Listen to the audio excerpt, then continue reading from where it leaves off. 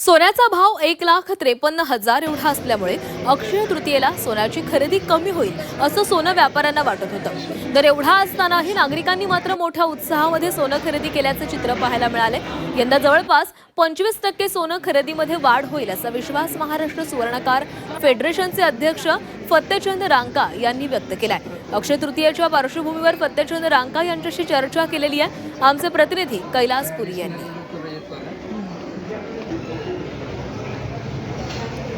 अक्षय तृतीयेला मोठ्या प्रमाणात नागरिक बाहेर पडत सोने खरेदी करत असते।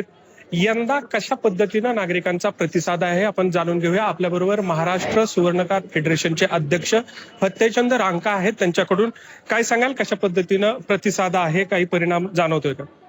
हे बघा, अक्षय तृतीया आपल्या भारतात जे 3.5 मुहूर्त महत्वाचे मानले जातात त्यातला हा अर्धा मुहूर्त मानला जातो।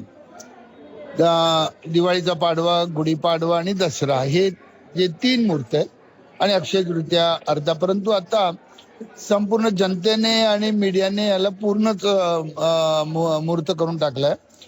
या 3.5 मुहूर्तामध्ये एक आपल्या भारतीयांची भावना आहे हजारो वर्षापासून की या मुहूर्तावर सोनं आणि चांदी खरेदी केली तर आपल्या घरी लक्ष्मी आणली जाते, लक्ष्मी येते असं आहे।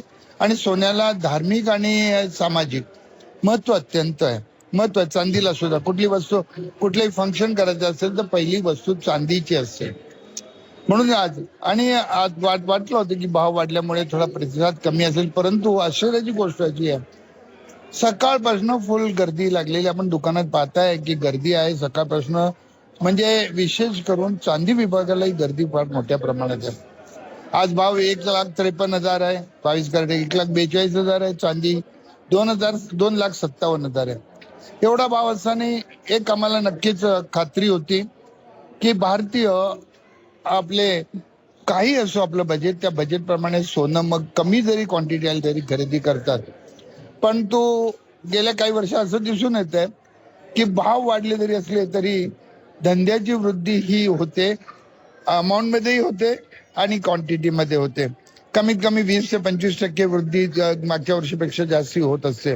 आणि आजही सकाळपासून चांगली गर्दी आहे, त्यामुळे अक्षय तृतीया ही चांगली जाणार। लोकांच्या मनात शंका होती, परंतु ते शंका आता म्हणजे दूर करण्यास काही हरकत नाही, दूर झालेलीच आहे।